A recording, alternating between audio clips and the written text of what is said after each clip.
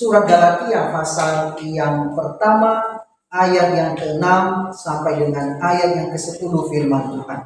Aku heran bahwa kamu begitu lekas berbalik daripada Dia yang oleh kasih karunia Kristus telah memanggil kamu dan mengikuti suatu Injil lain yang sebenarnya bukan Injil.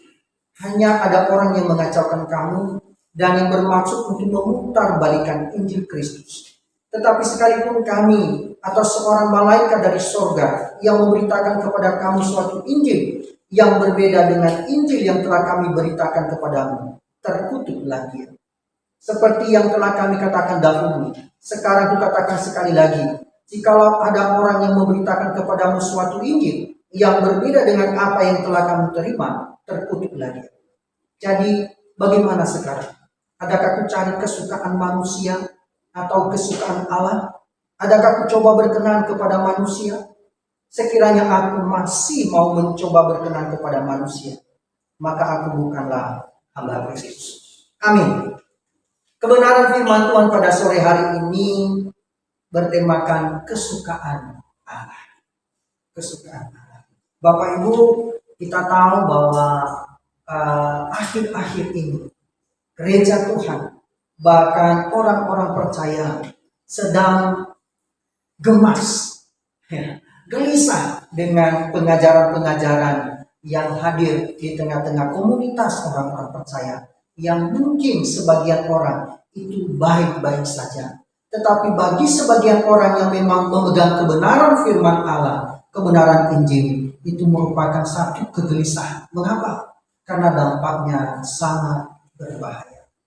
Nah, surat Galatia yang ditulis oleh Paulus juga sedang mengalami ancaman. Ya. Bahaya yang sedang mengancam jemaat di Galatia yaitu ajaran sesat atau Injil palsu. Dan ini sangat meresahkan hati Paulus. Gejolak perasaan ini nampak dalam penulisannya. Di sini ada nuansa emosi yang muncul dan segera harus ditangani. Karena tidak ada ucapan syukur maupun doa yang mengikuti salam pembuka kalau kita melihat di pasal yang pertama. Sangat berbeda dengan tulisan yang lain. Itu artinya, apakah Paulus juga bukan orang yang mengerti tentang surat menyurat? Dia seorang akademisi, seorang yang belajar. Dan tentu dia memahami betul itu hal yang penting. Tetapi bukan itu yang penting di sini. Dia lebih fokus kepada hal yang utama, yaitu bagaimana kehidupan yang tadinya sudah percaya kepada Kristus dengan cepat berbalik dari Injil. Karena yang dikasih dalam Tuhan Yesus Kristus, orang yang mencari kesukaan Allah adalah hamba Kristus. Jika berusaha menjadikan hidup untuk berkenan kepada manusia, bukanlah hamba Kristus. Kesukaan Allah artinya berkenan kepada Allah. Hidup yang berkenan kepada Allah. Maka prinsip hidup yang mencari kesukaan atau hidup yang berkenan kepada Allah itu sangat penting. Hal yang pertama yang menjadi prinsip utama bagaimana menjadikan hidup ini merupakan pribadi atau hidup yang adalah kesukaan Allah. Yang pertama, tidak lekas berbalik dari Dia. Kalau kita melihat di ayat, aku heran bahwa kamu begitu lekas berbalik dari Dia.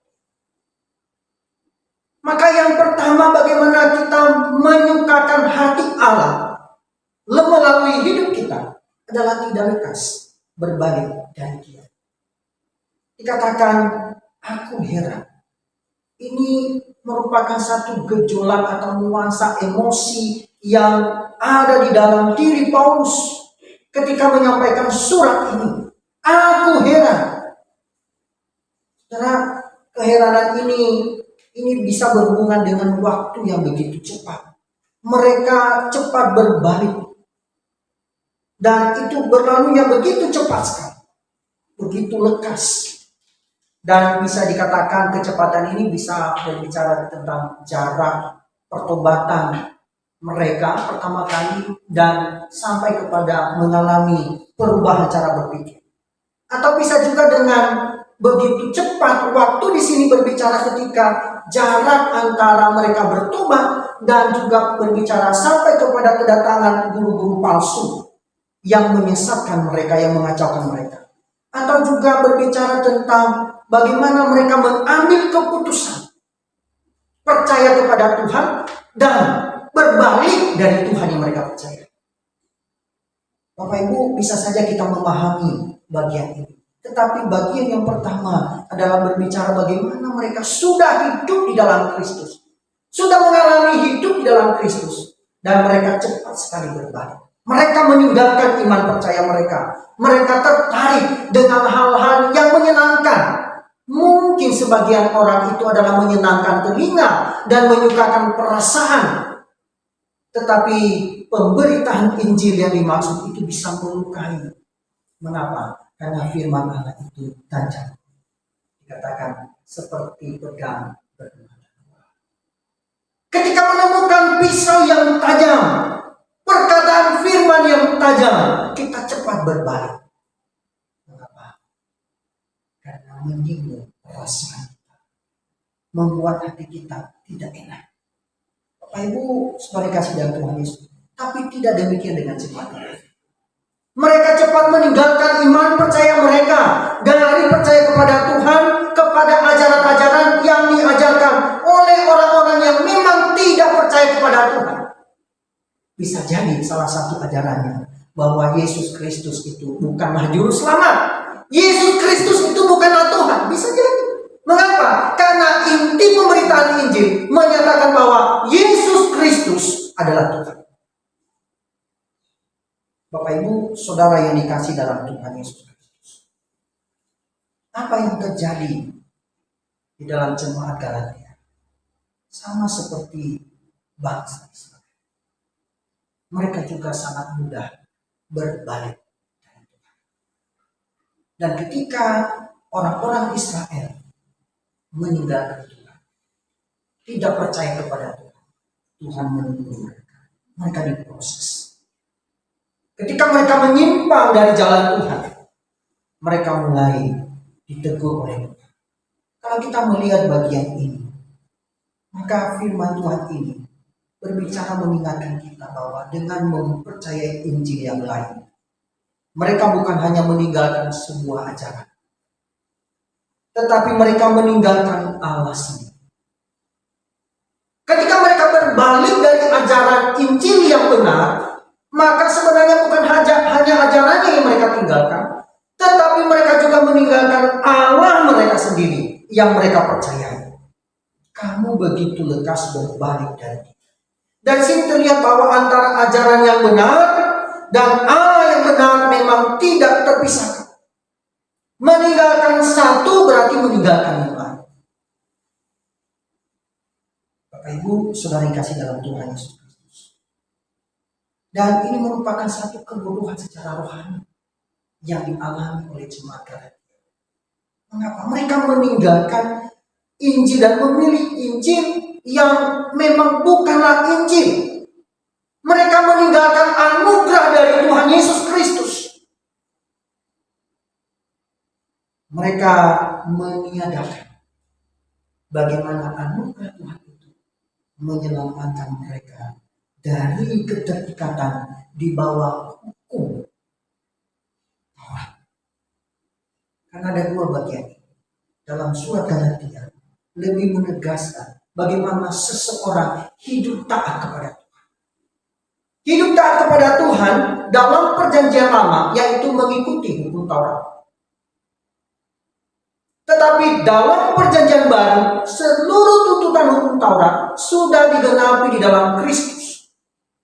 Maka kalau kita masih terikat lagi dengan menaati dengan perbuatan kita, mau diselamatkan melalui perbuatan, itu salah.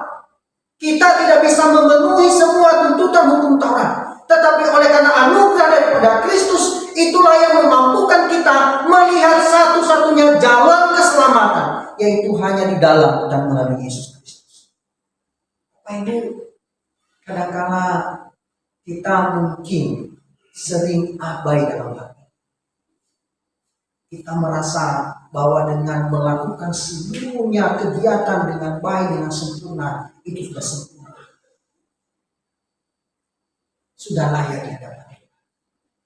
Tidak, kita masih belum sempurna. Kita disempurnakan oleh Kristus. Bapak Ibu yang dikasih dalam Tuhan Yesus Kristus, bagaimana kita bisa hidup sesuai dengan perkenanan Tuhan?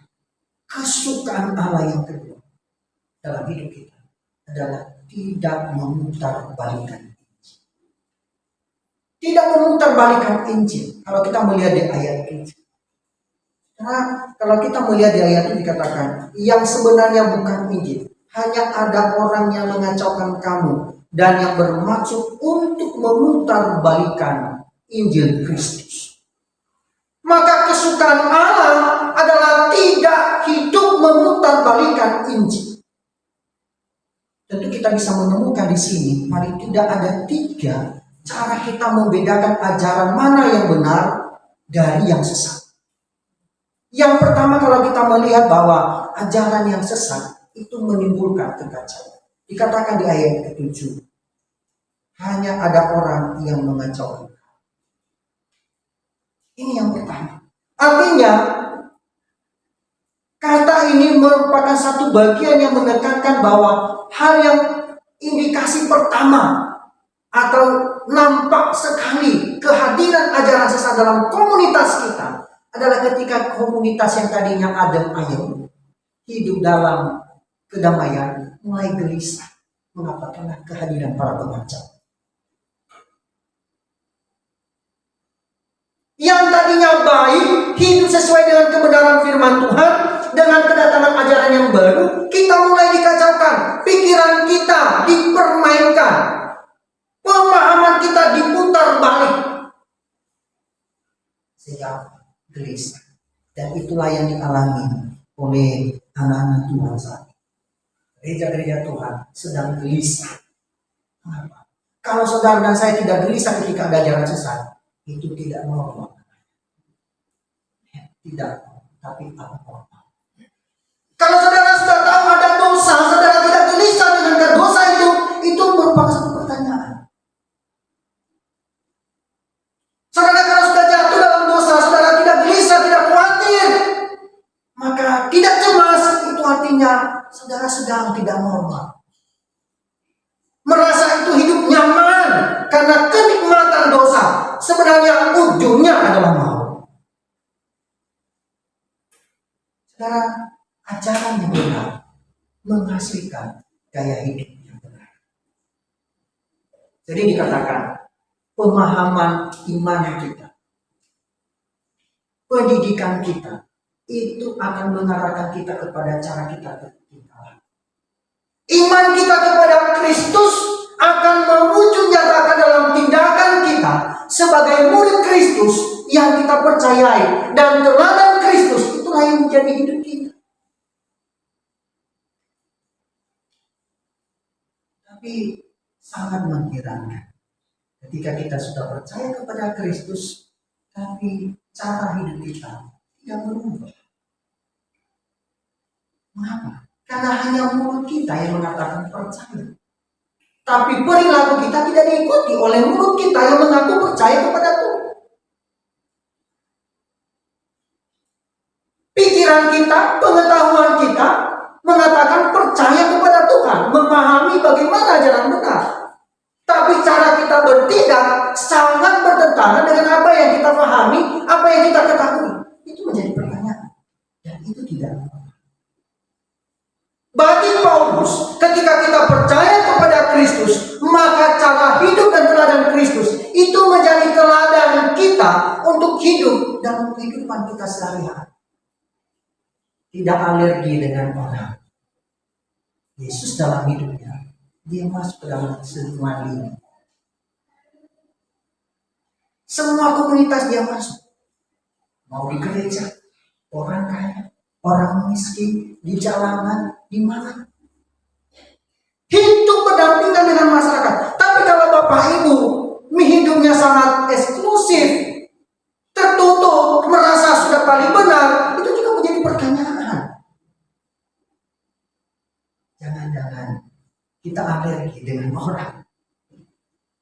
Mari kita koreksi. Injil yang mendamaikan kita dengan Allah itu juga seyogianya mendamaikan kita dengan sesama. Injil yang sudah mendamaikan hubungan kita dengan Allah itu juga Injil yang akan mendamaikan kita dengan sesama, memampukan kita hidup dengan sesama. Apa yang dihasilkan oleh para pengajar sesat? Hanyalah kekacauan, hanyalah kecemasan, kekhawatiran, ketakutan. Pertikaian dalam jemaat itu menjadi tidak terelakkan. Makanya Paulus dalam Galatia pasal 5 ayat 15 sangat jelas dia berbicara dengan nasihat. Tetapi jikalau kamu saling menggigit dan saling menelan, awaslah supaya kamu jangan sampai kamu saling membinasakan. Kalau sudah timbul kekacauan, dikatakan gambar oleh Paulus, kalau kamu saling menggigit, ya, kalau kamu saling menelan, waspada. Mengapa? Karena kamu akan saling membinasakan. Bukan membawa kepada Kristus, tapi justru orang-orang akan meninggalkan Kristus. Bapak Ibu Saudara kasihan Yesus Kristus. Bagaimana kita bisa membedakan yang kedua, ajaran yang sesat? Yaitu ketika memutarbalikkan Injil Yesus Kristus. Dalam ayat yang ke-7b dikatakan, mengajarkan kamu dan yang bermaksud untuk memutarbalikkan Injil Kristus. Artinya membelokkan, menyeleweng. Artinya kalau ajarannya sudah tidak lagi bersesuaian dengan firman Allah, maka itu sudah menjadi tanda-tanda bahwa ini ajaran yang tidak. Maka bagaimana kita mendeteksi? Caranya adalah saudara dan saya, Bapak Ibu, harus hidup sesuai dengan firman. Bagaimana saudara bisa mendeteksi ada bahaya yang sedang mengancam, yang ingin menggerogoti, yang ingin melemahkan iman kita, kalau kita tidak didasari dengan firman? Apakah saudara sudah sarapan tadi pagi? Apakah sudah sarapan firman Tuhan? Kira-kira apa pesan firman Tuhan tadi pagi? Masih ingatkah saudara ini? Jangan-jangan punya prinsip hidup sesuai dengan firman Tuhan. Yang lama sudah berlalu, yang baru sudah datang. Apa yang direnungkan tadi pagi dilupakan. Nanti sore ada firman Tuhan jam 4 sore. Jangan seperti itu. Kita bisa makan 3 kali sehari. Firman Tuhan hanya 1 kali. Mana yang lebih kenyang? Tubuh kita atau rohani kita? Bagaimana kita bisa mendeteksi bahwa ada bahaya sedang mengancam kehidupan kita, sedang menggerogoti jemaat kita? Bagaimana? Harus dengan firman. Yang ketiga, bagaimana kita mendeteksi orang-orang yang memutarbalikkan? Yaitu ketika menyandarkan pada otoritasnya, bukan hanya kepada Kristus. Kalau Bapak Ibu melihat di dalam ayat yang ke-8 sampai dengan ayat yang ke-9, itu sangat jelas. Paulus menyinggung tentang sumber otoritas ajaran, baik dari para rasul maupun malaikat. Siapapun yang memberitakan Injil yang lain, dia akan dikutuk oleh Allah. Coba ada kata-kata terkutuk di sini. Itu 2 kali. Itu artinya 1 penekanan khusus. Maka jangan anggap remeh. Ini merupakan hal yang serius. Dalam hidup kita diingatkan bahwa kita harus awas dan waspada terhadap ajaran yang sesat ini. Seolah-olah datangnya dari Tuhan, datangnya dari surga dengan berkata, Tuhan bicara. Bapak kita harus waspada. Kenapa? Karena penyesatan itu bukan datangnya dari luar, tetapi datangnya dari dalam. Saya yang sehari-harinya berada di sekolah teologi yang menyampaikan pengajaran, itu tidak henti-hentinya mengingatkan bahwa penyesatan terbesar bukan dari luar, tapi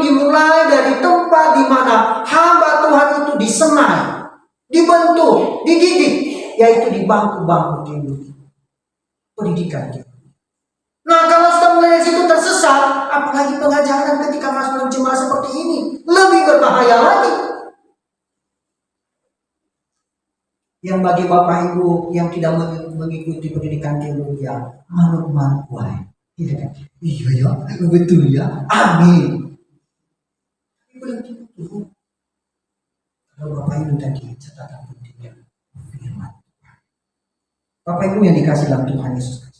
Kalau kita melihat bagian ini, ajaran apa sih yang dikacaukan mereka? Mereka sudah percaya kepada Kristus, tetapi bagian ini dikatakan tentang hukum Taurat. Bagaimana memperoleh keselamatan? Kalau berbicara tentang hukum Taurat atau hukum Musa, maka yang dituntut adalah perbuatan. Kesempurnaan dalam hidup bagaimana sesuai dengan Injil Kristus atau sesuai dengan hukum Taurat. Paulus adalah salah satu pribadi yang belajar tentang Taurat. Karena pemahamannya tentang Taurat sudah benar, maka ketika ajaran Kristus muncul, ketika Yesus datang dan murid-murid para rasul yang mengajar tentang Kristus, dia sendiri yang akan menangkap orang-orang percaya. Disiksa. Tapi Tuhan tidak tinggal diam. Tuhan bertemu dengan dalam perjalanan ke Damsik. Dia langsung bertemu dengan yang dianiaya. Kita, siapa yang kamu aniaya itu? Ya kan?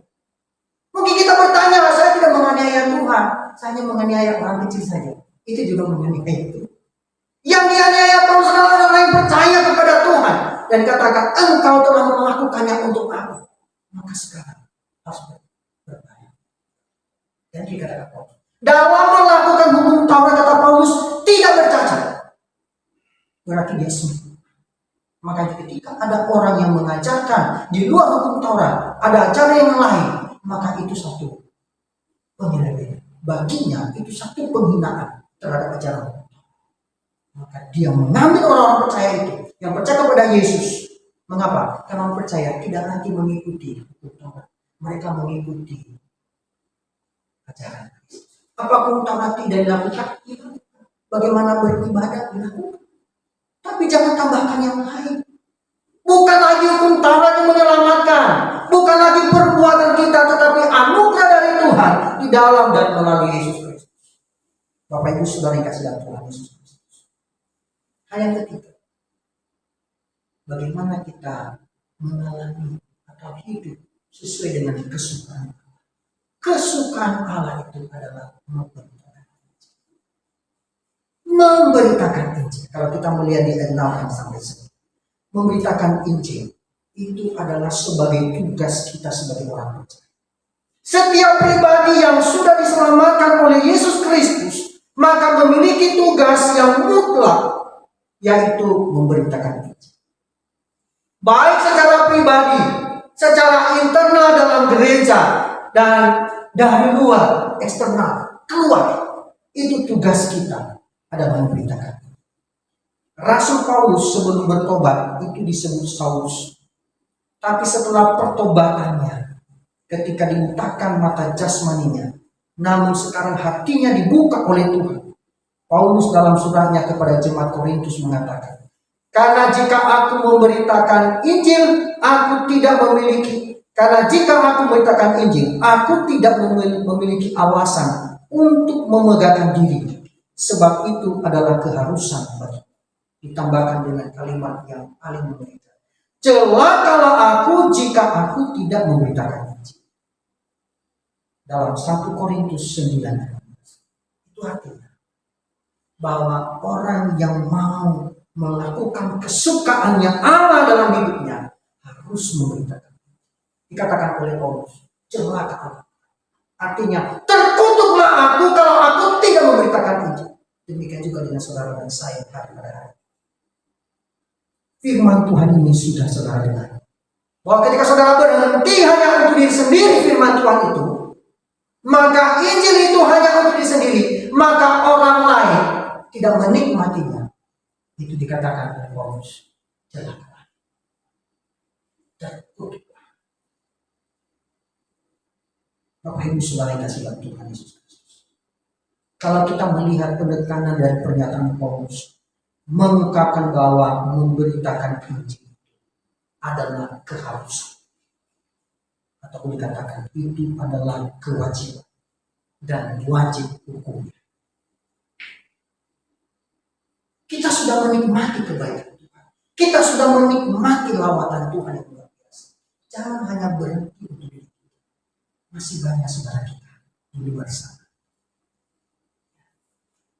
Nah, tidak perlu berkhotbah seperti ini. Mungkin hanya menceritakan bagaimana prosesi menikmati perjumpaan pribadi dengan Tuhan. Itu akan membawa perubahan cara berpikir, menikmati. Terima kasih Tuhan Yesus Kristus.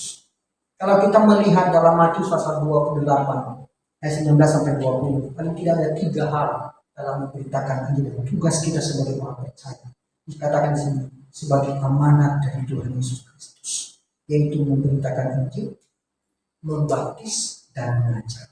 Maka kalau kita melihat struktur itu, maka poin yang paling pertama itu memberitakan Injil.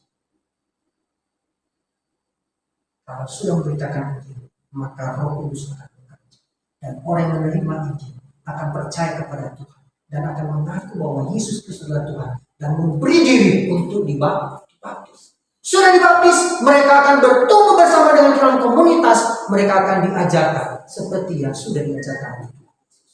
Itulah tugas kita. Jadi jangan berhenti kepada penggembala, para majelis, tapi mari sebagai anggota jemaat aktif.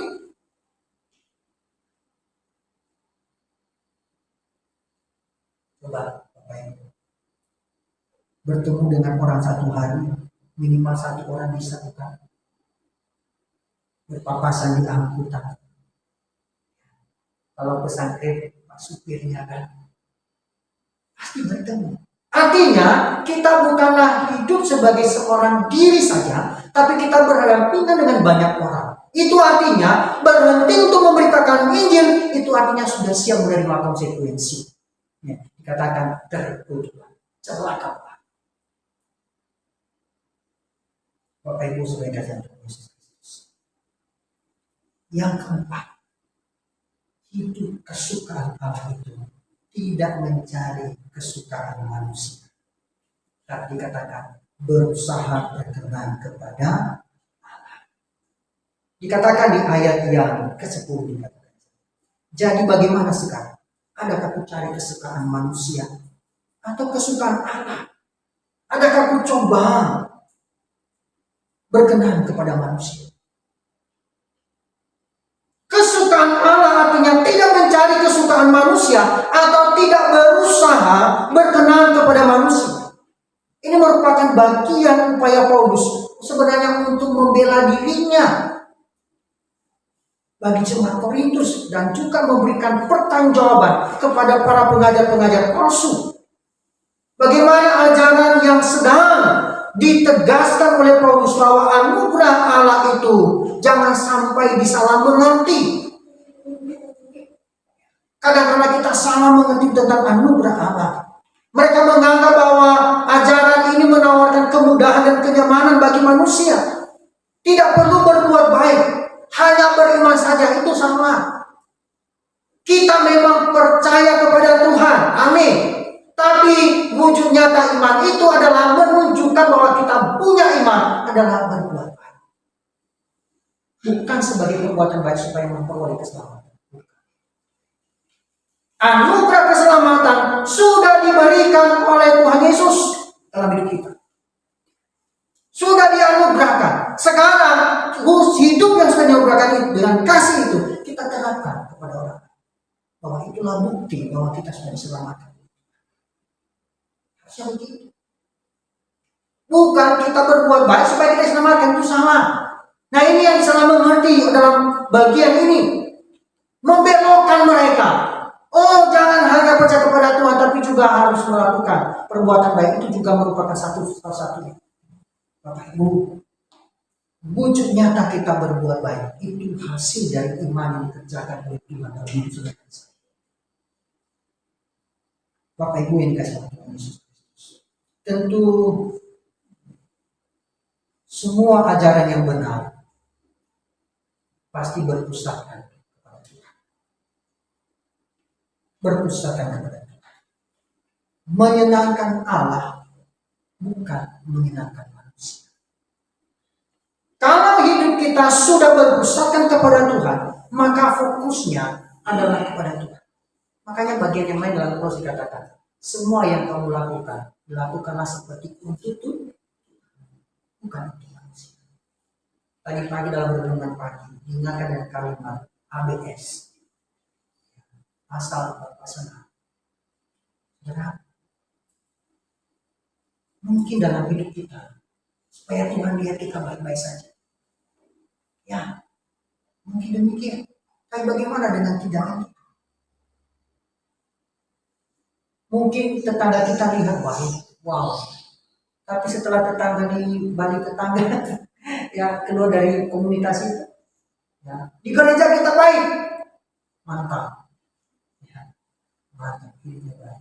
Tapi setelah keluar dari pagar gereja, ketemu tukang becak, dan tukang becak senggol mungkin motor kita atau mobil kita, langsung orang Surabaya bilang apa tuh? Kau sendiri mengatakan. Ya, itu dia, langsung emosi. Ya, apakah ini murid Kristus? Langsung emosi. Bapak Ibu, ketika kita mendekatkan diri kepada Allah, maka Allah juga tidak berkata, Ia akan beserta kita. Tentu menjalani hidup ini tidaklah mudah. Ada up and down-nya, naik turunnya, ya, jatuh bangunnya pasti ada. Prosesnya memang tidak gampang, tapi ingatlah, penyertaan Tuhan itu nyata. Firman Tuhan hari ini mengingatkan kita bahwa hidup kita itu harus menjadi kesukaan Allah. Adakah kita mencari kesukaan manusia atau kesukaan Allah? Saudara bisa memilih. Saya sudah sampaikan bahwa kesukaan Allah bahwa tidak berpaling dari. Kesukaan Allah tidak memutar-balikan. Kesukaan Allah suka memutar. Kesukaan Allah tidak mencari kesenangan untuk diri sendiri, yaitu kesukaan manusia atau mencoba berkenan kepada manusia supaya dipuji, supaya disenangi. Adakah kita mencari kemuliaan untuk diri kita sendiri melalui pemberitaan kita, melalui pelayanan kita? Apakah kita mengarahkan untuk diri kita atau mengarahkan kepada Kristus? Karena ini ada dua tujuan dalam dunia ini: hidup selama-lamanya untuk surga atau hidup selama-lamanya untuk neraka. Tidak, pilih saja, sama-sama selama-lamanya. Cuma dua alamat yang berbeda. Kalau mau hidup selama-lamanya bersama dengan Tuhan, maka nikmatilah, hiduplah sesuai dengan kesukaan Tuhan. Kesukaan Tuhan mungkin bagi kita gampang untuk mengikuti, tapi prosesnya itu. Coba pagi-pagi berdoa, Tuhan berikan saya kesabaran. Saya sudah pernah buktikan, saya kira hanya gurauan saja. Pagi minta sama Tuhan, Tuhan berikan saya hati yang besar. Langsung setelah berdoa tiba-tiba piring jatuh. Kira sabar, itulah yang pertama. Artinya proses menjalani itu tidaklah mudah. Suka kita berbicara, enak untuk ngomong, tapi bagaimana melakukannya itu paling sangat sulit. Apakah Paulus juga sulit? Sulit. Melalui pemberitaan yang dia itu lakukan dalam pengajarannya, itu perjalanan penderitaan. Dikatakan kandas kapal, didera, diusir, dilempari batu, bahkan diberikan pukulan 40 kurang 1, 39 bulan sesuai dengan hukum. Ditolak, bahkan dimasukkan dalam penjara. Mengikut Tuhan itu bukan langsung menerima berkat, karena sebagian di luar sana mengajarkan mengikut Tuhan pasti berkat. Ya, Tetapi jangan lupa ketika juga dalam penderitaan, jangan kira itu Tuhan membuat saya kecewa. Ya, mengapa? Karena di dalam berkat, dalam kelimpahan, dalam kesusahan, tetap Dia adalah Tuhan. Jangan karena kita diberkati baru Tuhan. Ketika kita masuk dalam penderitaan, Dia bukan Tuhan. Jangan cepat berbalik. Mari jadikan hidup kita menjadi orang yang suka memberitakan Injil dan menyukakan hati Tuhan. Apapun resiko, tentu tidak mudah, tapi mari berjalan bersama.